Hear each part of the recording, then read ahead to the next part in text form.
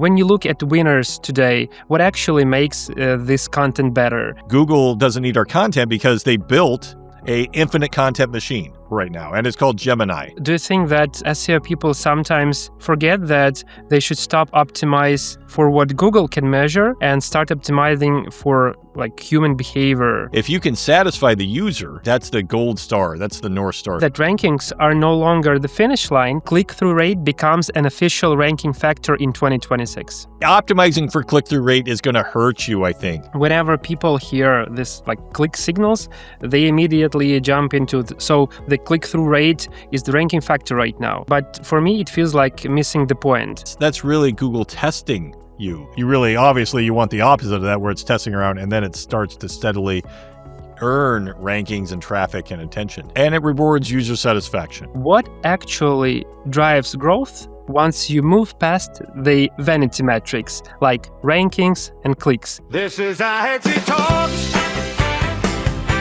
Adsy Talks. Adsy Talks. Hi everyone, welcome back to Adsy Talks. I'm Anthony, head of customer experience at Adsy, and this podcast is usually about one simple question: what actually drives growth once you move past the vanity metrics like rankings and clicks? Because in SEO, it's very easy to celebrate visibility, and it's much harder to understand whether that visibility actually did anything. So today's conversation is exactly about that gap. We're going to talk about what happens after the click, and not how to get more traffic, not how to rank higher, but what actually happens when user lands on your page and decides whether you were worth it or not. And I'm joined today by Cyrus Shepard. Cyrus is an SEO consultant and strategist who's been deeply involved in how search evolves, from content systems and on-page optimizations to how search behavior itself is changing with AI and zero-click environments. And what I always found interesting about Cyrus' work is that how he doesn't just look at rankings or tactics. He tends to ask more uncomfortable questions. For example, what is search actually rewarding once the click happens? And I think this is where conversation will get interesting. If a page ranks number one, gets a click, brings the traffic, and user leaves 5-10 seconds later because they didn't get what they needed. So did SEO actually work, or did we just pass the first stage of the test and we didn't finish? How do you think, Cyrus? Hi, Anthony. Thank you for that introduction. Yeah, so you raise a really interesting point about what happens if a searcher comes to your site and they leave after a few seconds because they didn't find what they looked for. I think we have to remember, I've been working with Google for 15 years now, and we have this myth that Google is really smart, that they can figure everything out. They know exactly what to rank number one. And that's really a myth. Google is really good at figuring out what should be in the top 100 or the top 20, but they have no idea what should be number one. And so since the very beginning, Google has relied on us, users, and user metrics to figure out not what should be in the top 20, but what should be the top number 1, 2, and 3. And they're looking at our behavior and user behavior to rank those top results. So when a user is unsatisfied, that gives them a lot of data, a lot of information to figure out, maybe they shouldn't be number 1 anymore. Maybe we should rank them lower. And this site that is satisfying them should be number 1. So yeah, it's something that's a fascinating topic. True, and I have a lot of questions based on that topic, and we will move slowly and answer each one of them. So I want to start with this one. I keep thinking about the idea that rankings are no longer the finish line, and they're more like a signal that says, okay, you've earned attention, good for you, now prove that you deserved it. So does it feel accurate to you? Yeah, that feels like a very accurate statement. And you can see that You can see that in your Google Search Console reports. That oftentimes, you'll move up, you'll launch a page, and you'll see it make an appearance in Google Search Console, and it gets an impression, and then it bounces around. It's all over the place, and that's really Google testing you, and it's Google testing where that page should be. And what's interesting is trying to figure out what are the data signals they're looking at when they're testing that. And you can get a page in there that's absolutely terrible and see it bounce around a little bit, and Google will just push it away. But obviously you want the opposite of that, where it's testing around and then it starts to steadily earn rankings and traffic and attention. Yeah. That's true. And also, speaking about that, you watched the search change like multiple times over the years. And what is something younger yourself, believes strongly that current Cyrus would argue with in terms of this search? Oh, that's a really interesting question, because younger us, back in the day, we used to think that Google was very deterministic. We used to say Google had 200 ranking factors. Like they just had a list somewhere in a closet that they would bring out, and they would rank websites according to these 200 ranking factors. And back then, Google was adamant that they did not use user click signals for ranking. And it turns out that we found out in the big Google antitrust trial that they actually had a policy to tell us that wasn't true at all. It was just their policy to tell us that they don't use clicks. And some people would say they lied about it. I'm not going to go. I'm not going to throw accusations at Google and say they lied, but they certainly had a policy of deceiving us. So it led to a lot of beliefs, and people would get in huge arguments if Google used click signals or not. And if you said Google used click signals, you were considered a heretic. You were considered crazy. It turns out that was all true. All the conspiracy theories were true. Google does use the click signals, and their algorithms are much less structured than we think they are. A lot more machine learning, much more complicated. It's not 200 ranking signals. It's us. It's the user. It's user data that's driving Google algorithms, not these structured algorithms, which are telling it exactly what to do. So, but I still think my younger self was pretty smart, but there's a few things that we'd have to change. Of course. And in this case, we can say that we can take off our foil hats in terms of conspiracy, because now that we know that how it has been. And speaking about the things, how they've been and how they are today, something I notice, SEO people, they often say, like, create better content, and everybody knows, yes, content, we need better content, and but nobody defines it. When you look at winners today, what actually makes this content better? Because it's not clear, just more words, more headings, more optimization, something else. That's a fascinating question, because we've seen a shift in the past couple of years about content. Google always said, create great content. They don't say that anymore. And one of the reasons why is they don't need our content. And I always say Google doesn't need our content because they built an infinite content machine. They can produce all the content they want right now, and it's called Gemini. So you type a question in Google search, and they can create a page that's filled with information that's better than anything we can create. So in the age of AI, Google really isn't looking for content, looking for something that AI can't reproduce. And that's really shifted the search landscape, because it really changes about how we think about things. So in order to win today in the age of AI, we have to produce content that AI can't reproduce. And that means including something that, is a first-person perspective, like we're talking here, where we have opinions, humans. AI can't do what we're doing right now. Or it means, having proprietary data. We sell something, we do a study, something like that. Or these user engagement signals that we're talking about. We have to provide something that the AI doesn't provide. So make great content, that died. That's dead. Google doesn't care if we create great content anymore. Now we have to provide something else. And what that is now our job every single time. That's true, actually. And do you think that SEO people sometimes forget that they should stop optimize for what Google can measure and start optimizing for like human behavior, something that's actually useful for real people. Yeah, absolutely. So the old model of SEO, and people, I think people are still doing this today. Based on you get a keyword, you see what's already ranking, and you just structure your content. I need to have these headings, I need to cover these keywords, and people are still doing that and expecting to rank really well. And that old model just doesn't work anymore. What does work, alluding to your term, is finding that thing that answers the user query so they're not going back to Google to search for another answer. If you can satisfy the user, that's the gold star. That's the North Star, figuring out what's going to actually keep the user on the page a little longer than your competitors, and then making sure they don't go back to your competitors to find the final answer.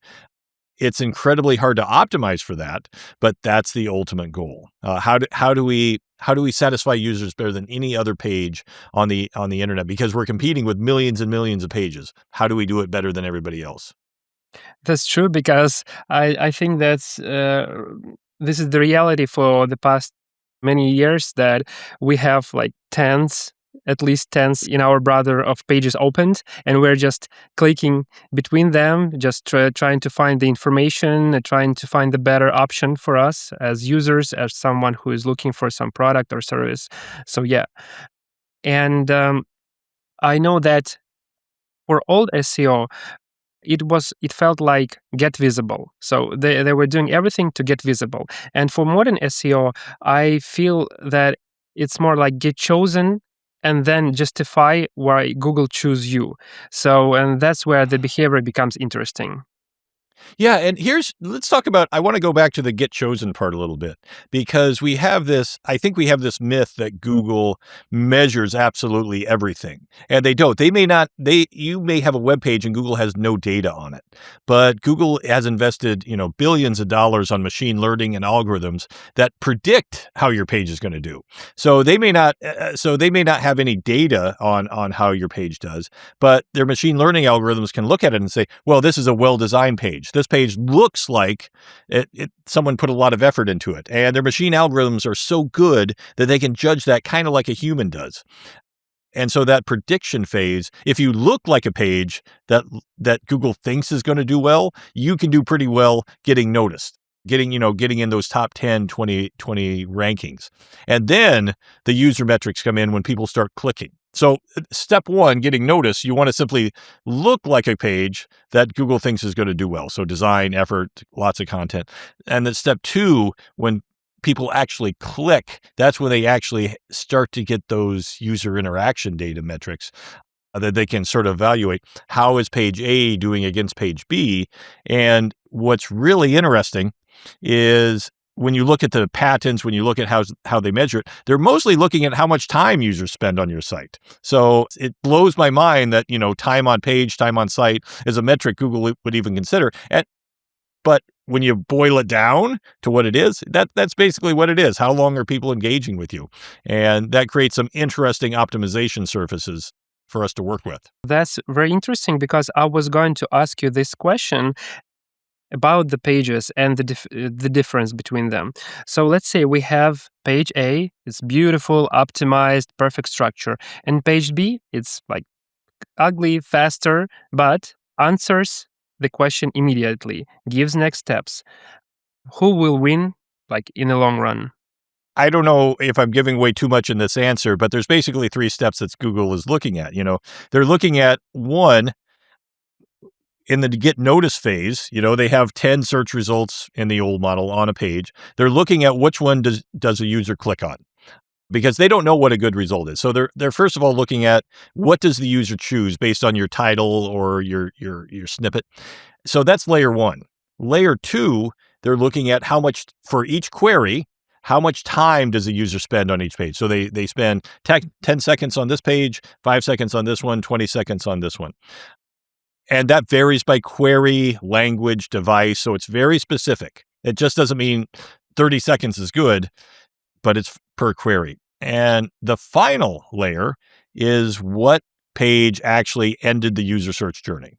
So The ugly page, if that satisfied their journey and they don't go back and pick another result, that's a clear signal that page answered the question. And that's why you'll often see ugly pages ranking really high, because they answered the question.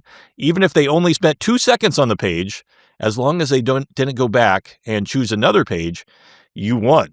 And those metrics are what's going to rise you to the top. Overall, though, you generally want people to spend more time on your page, engaging with your content, just a little bit more than your competitors. And that's usually a pretty good signal. But as long as they don't go back and choose your competitor, that's it. I see. So whenever people hear this like click signals, they immediately jump into so the click-through rate is the ranking factor right now. But for me, it feels like missing the point. I want to ask it this way: like, if Google could ask one question after every click, what would that be? That does this. If Google could ask one question after each click, it would be, is this page actually useful? That's the second question. Then the third question would be, the next question would be, does it satisfy the result? And so click-through, here's the danger that people get into. They were like, I want to raise my click-through rate. So I optimize my title tag. And maybe I have some clickbait in the title, like amazing results if you click this. That can actually hurt you, because if you're getting a lot of clicks, but then you don't satisfy them in step 2, and it's kind of a spammy page, Google will drop you like a rock. And we see that in our analytics all the time with clients who do title tag tests, and they have these great titles, they get a lot of clicks, and it works for a few days. And that's generally what we see in the data. We get a few days of, high clicks, and then bam, Google will drop you because we didn't satisfy the promise. We promised the reader that we have this amazing page. They clicked, it sucks, and now Google hates us, and it's going to be very hard to get back in those good graces because we didn't satisfy the results. And in fact, these days, in the last couple of years working with clients, we've actually made our titles more boring, because even though it can drop click-through rates a little bit, we find that if we can satisfy them further down the journey, that does better in the end than having that high click-through rate up front. So that's a really interesting concept about the high click-through rate. We actually don't want to optimize for click-through rate anymore. We just want to optimize for accuracy. So in this case, can we say that usefulness is becoming more important than optimization? Yeah, absolutely. I think we really saw this in 2023 when Google started releasing the Google Helpful Content Update. And even if you weren't affected by the Helpful Content Update, Google rolled it into its core algorithm. So every time there's a core update now, the Helpful Content Update is evaluating and scoring all of your pages based on these sort of SEO metrics, like, have they optimized too much? Is it actually a satisfying result? And we see it applied to basically all sites now. So yes, there is something there. We've gone through a period where so many SEOs are over optimizing and trying to juice those click-through rates, thinking it's going to do something, and it really hurts us in the end. So we're actually, all the optimizations, I have to undo 15 years of education in my own self to stop doing it. Stop with the over optimization and pull things back and just focus on the user. It's like there was a saying: when you study at school, teachers tell you to forget everything you've learned in the kindergarten. When you enter the university, professors tell you forget everything you learned in school. And when you start actually to work, you realize that everything that you learned in university, in school, is not completely, but almost opposite to what you're actually facing in the real life. Yeah. And that's so true in SEO, because everybody, when we find one thing that works, the entire industry does it to death. They ruin everything. SEOs ruin everything. Stop doing that. So you have to act like an anti-SEO to actually win. And speaking about SEO, in this case, after everything that's been said, where does SEO end now? Because sometimes these conversations can become product conversations or UX conversations or customer experience conversation. Is separating them still useful? Not so much. And I think that's really a pattern of where we've landed these days. because we see traffic declining across a lot of sites with AI overviews. And what we find is SEOs need to take credit for more of the conversion funnel, because a lot of what we do touches on so many things. So many campaigns that SEOs run touch social media. They touch email, they touch other conversion channels, and we need to have a seat at the table with those conversations because it's an entire ecosystem. And we've been so siloed in, ranking in the top 10 and those clicks. And really it's everybody. It's an entire ecosystem, and we have to think about ways that we all work together.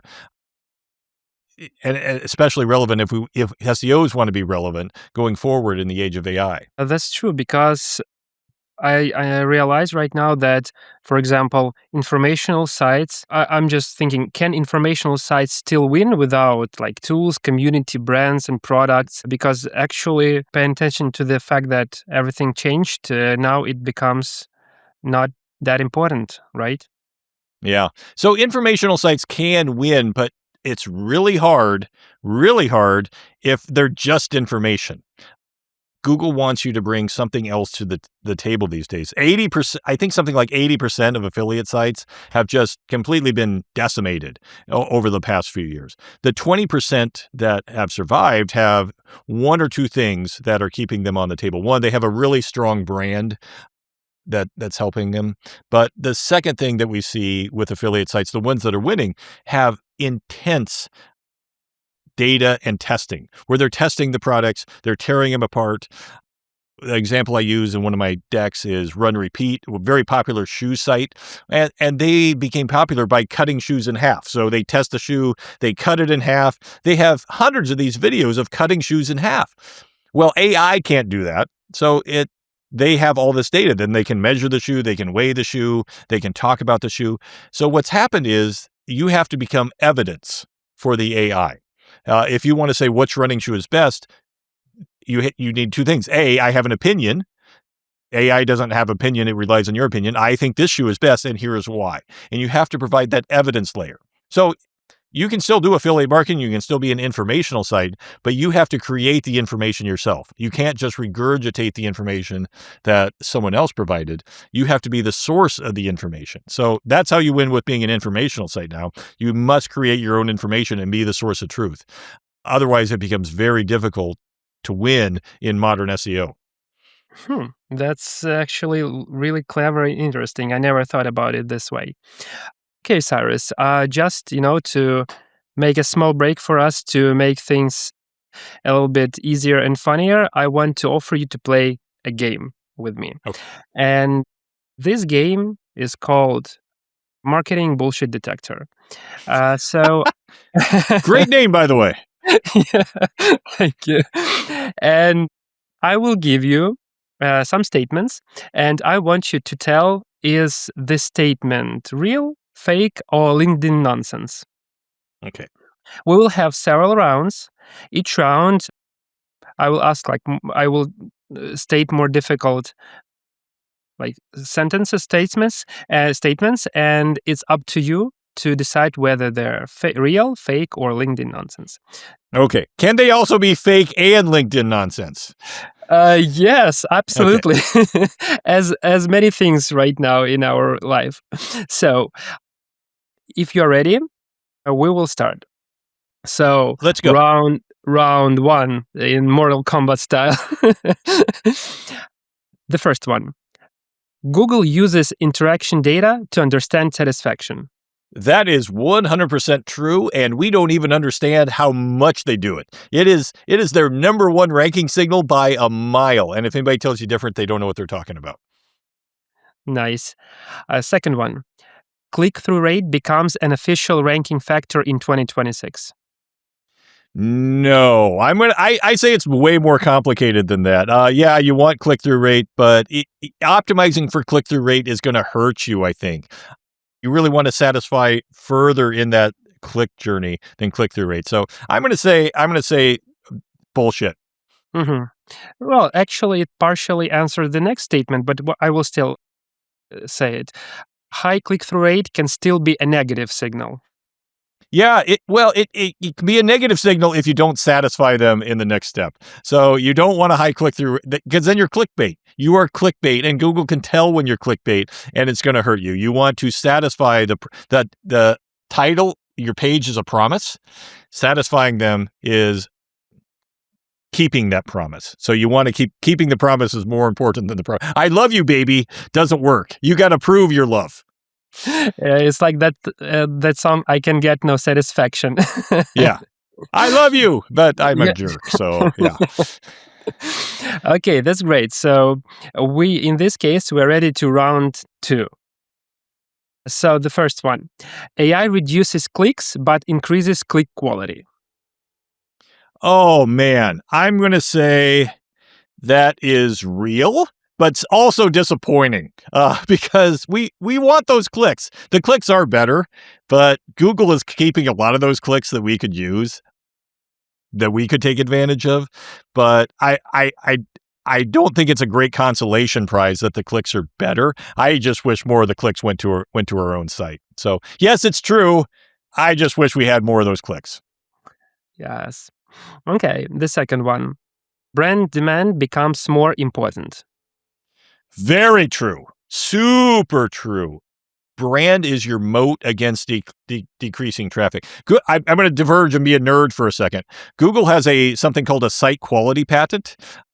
And basically, it gives you a score on your site based on the number of branded queries, how many people are searching for your site over your overall queries. And you can increase your score simply by increasing the people searching for you. So if you have more branded search, that increases your theoretical site quality score, and that improves your search overall. So yes, this is 100% true. We don't know how Google uses this patent, but 100% true. Branded search is awesome. It becomes so important. Mm-hmm. I see. Thank you for that. Sorry to nerd out. No, I really like this, these insights that you're not always getting from, I don't know, reading some articles or talking to people. Like, these small things are actually what is the most interesting part about SEO. So go ahead and throw this nerd parts wherever you feel is necessary. And the third one in the second round. One mention inside ChatGPT creates a mod. Explain that a different way. Could you repeat the question? Yeah, sure. Let me say it in my own words. If ChatGPT mentioned you one time, it means that it will always keep this pattern. Yeah, so that's false. That's LinkedIn bullshit. We have some real good data on this. Rand Fishkin, Spark Toro did some research with thousands of queries, and what they found is that the ChatGPT, any AI system, will give very different answers every time you ask it, and you basically have to ask the AI 10 times before you get an average of their answer. That it's kind of repeatable and dependable. There's also this that applies to answers, applies to fan out queries, applies to every answer. AI systems are they're predictive. They're not random, but they're predictive, and there's so much variation. So getting one answer in ChatGPT really doesn't mean anything because it's so based on personalization, the time of day, the randomness. So yeah, LinkedIn bullshit. I would call your last response a fatality in the Mortal Kombat style. Yeah. So yeah, actually, thank you very much. This game appeared much more interesting than I thought it would be. So yeah, right now we can actually move on because you mentioned AI in your last response. I want to move and talk about AI, zero clicks, and brand. So people talk about AI search like humans change species overnight because I don't think that they did. People are still doing what they always did. They are finding shortcuts, they are looking for trust, and they're trying to finish tasks. So, how do you think? Yeah, so I think a good way to look at it, and I don't want to sugarcoat it, because I have a lot of clients and we can see this online, where clicks have decreased, but their business is doing fine. That's not every business, but that's a lot of businesses. And I think what's happening is we used to, this idea of zero click marketing, again, Rand Fishkin, where we're used to everything happening on our own website. When discovery, people would click on us. Consideration, people would read our pages, thinking about whether to buy our product, and then purchase. They purchase or they do the service thing, on our site. Now, the discovery and the consideration layer has moved to AI, where people are looking at Gemini overviews or ChatGTP, and they're considering what should I do? What's the best mattress? How do I consider buy a bicycle? So the first two phases have moved to AI, and that third layer has moved to stayed on our website. So there's a lot. That's kind of a helpful frame to think about it. And we want to represent ourselves well in that discovery and consideration layer, but the conversions are still happening where we are. So it's changed a lot. Yes, and also I remembered one thing. Earlier you said that rankings are a test that Google is running. Are AI answers making this test harder, or they're just moving where it happens? I think it's making things harder because when it's reducing the amount of data that Google has to work with when everything's taking place in the AI answers. So I think what we've seen, what I think Google is doing is they're using AI to estimate the click data, and there's some evidence, some patents that they can do this. So they're trying to figure out when we aren't actually clicking on things anymore, they're trying to guess what people are clicking on or would click on in a sort of prediction way. So yeah, the AA answers make it a little messier. They're also, I'd hate to be a Google engineer right now because it also makes it hard. What are we measuring? Because these answers are different every time. Everything's kind of messed up. So yeah, it kind of messes up the journey a little bit. And speaking about the journey, we talked about satisfied clicks, and I'm curious, is brand basically a shortcut to satisfaction or maybe a shortcut to trust? Yeah, 100%.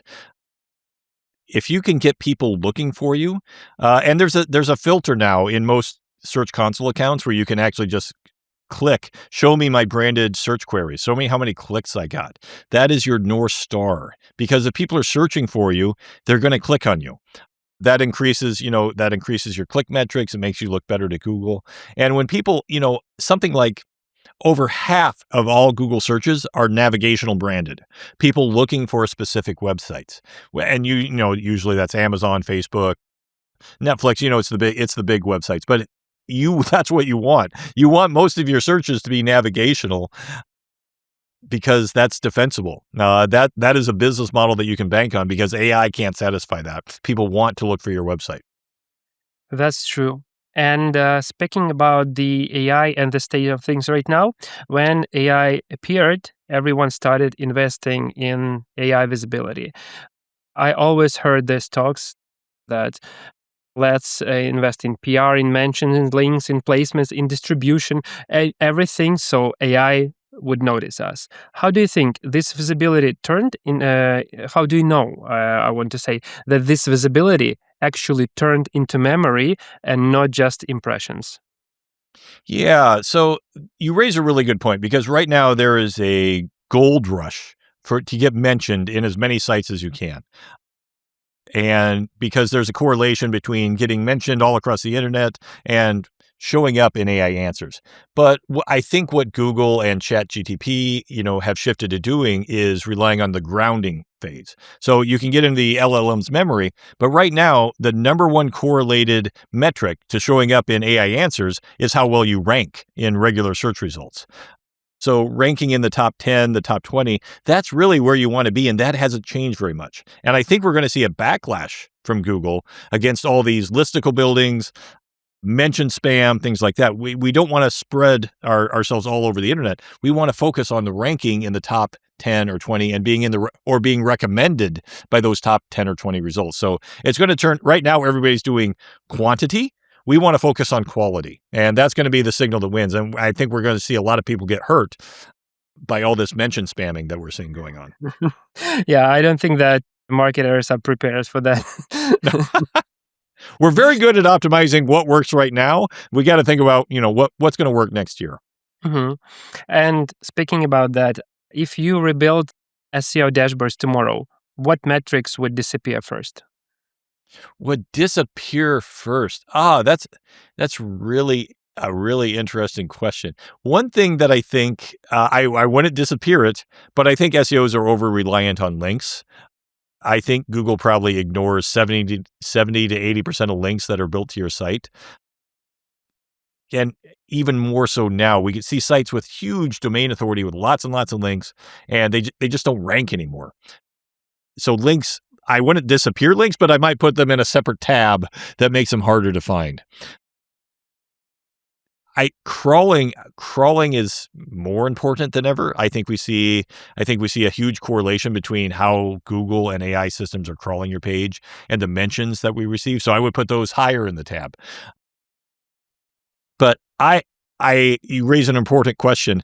I'm an old school SEO, and we're talking about clicks on this podcast. I still love clicks. I love how many people click to my site, and I don't care about mentions so much. I don't care about AI visibility. I want people coming to the site because that pays the bills.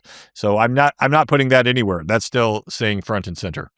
Yes, and I want to talk about these clicks in more detail and specifically about good clicks, bad clicks, and the reality.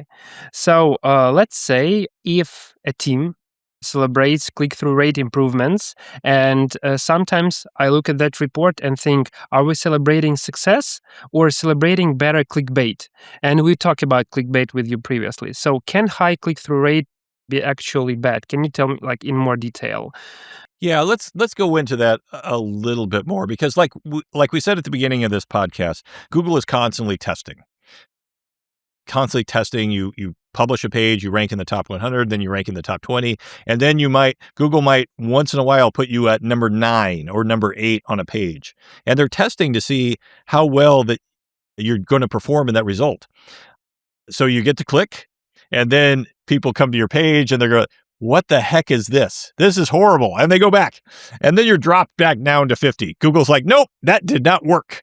So yes, high click-through rate isn't bad, but you have to deliver on the promise. You have to, once they come to your page, you have to engage them.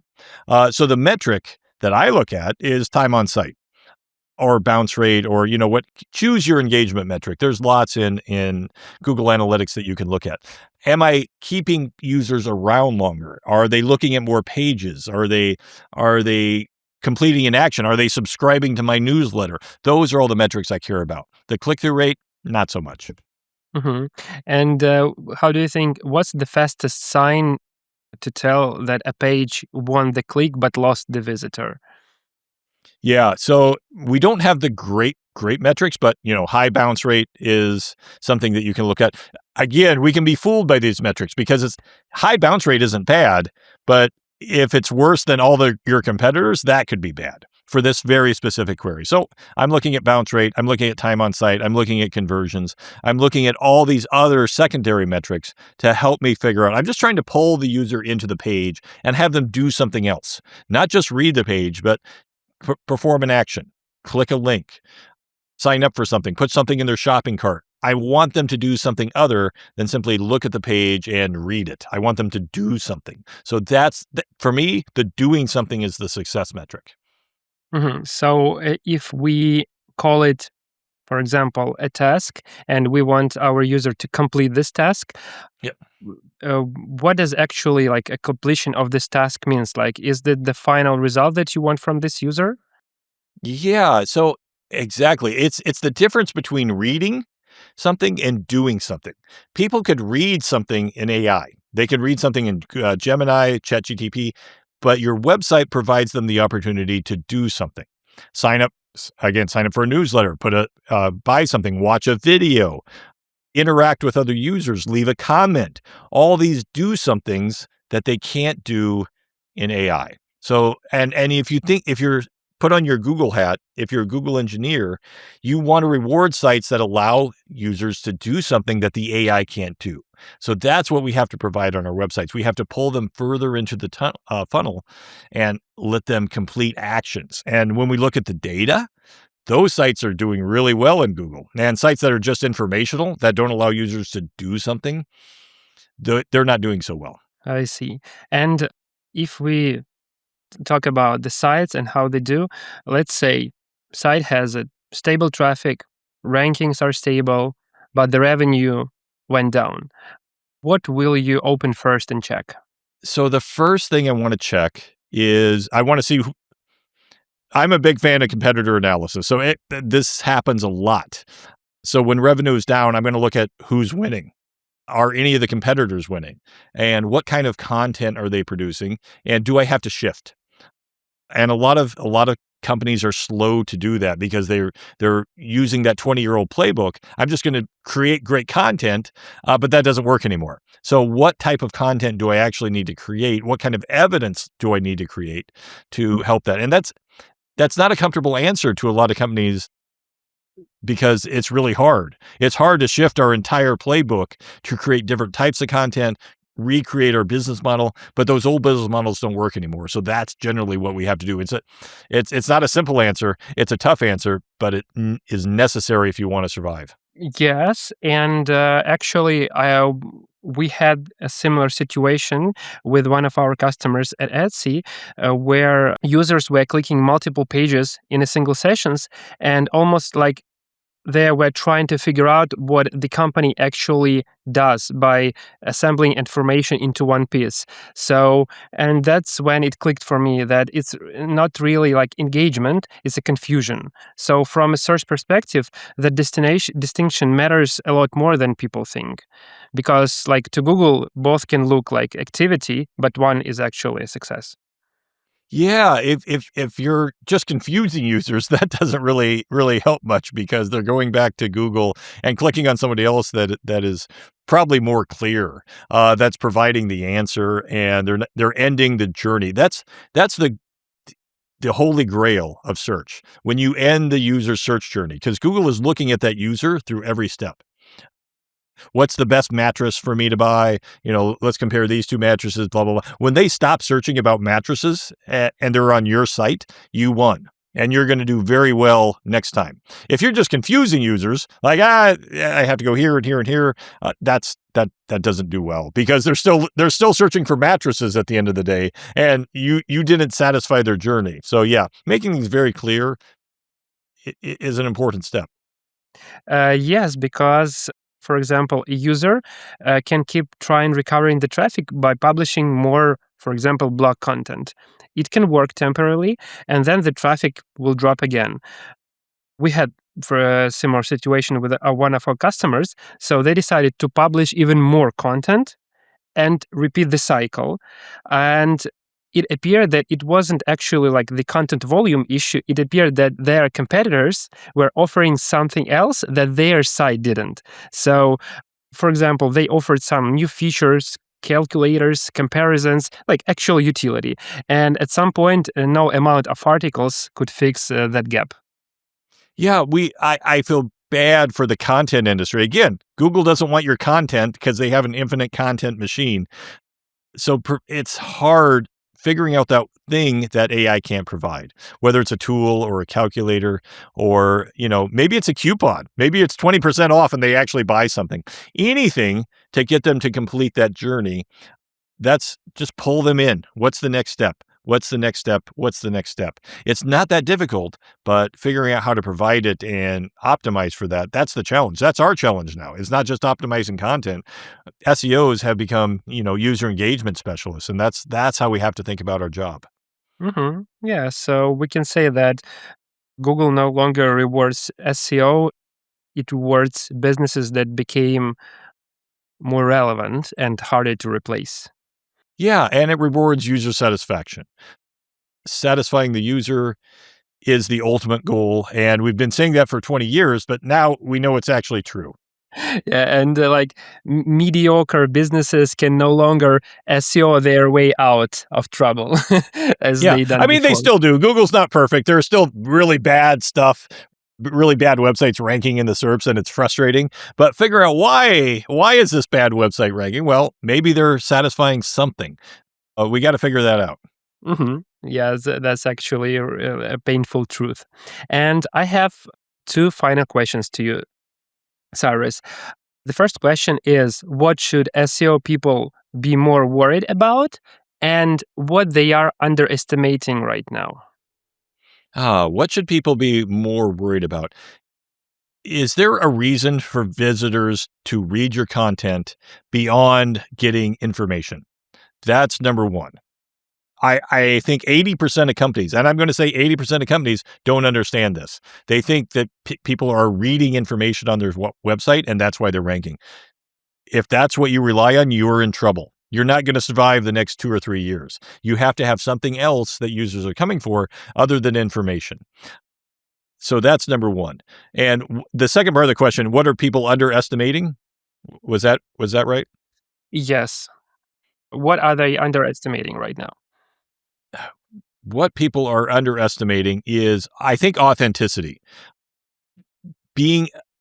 I think what Google and other platforms are rewarding are exactly what we are doing right now. We have actual human voices. We're underestimating authenticity, having opinions, having judgment. People are looking for human evaluation, and we can't automate that with chat. We can't have blog posts written for us on autopilot and have that evaluation layer. So podcast, opinions, real human evaluation, that is becoming increasingly important. And in an era where everybody's automating everything, being yourself, that's going to work. You can rank for yourself and your opinion, and that's important. That is true. And I want to tell that it's interesting how we started talking about the rankings and somehow ended talking about the usefulness and satisfaction. So, which probably says something. Yes. I hope people are satisfied with this episode, and hit that like button, because that's a user action. We need that. We need that interaction. Smash that like button. Exactly. And please subscribe. Please. And for everyone watching, should a comment, what matters more now, in your opinion, getting the click or becoming the last click? So thank you very much, Cyrus, for joining us. It was amazing. Thank you, Anthony. All right. Let's optimize, everybody. Yeah. See you. This is Adsy Talks. Adsy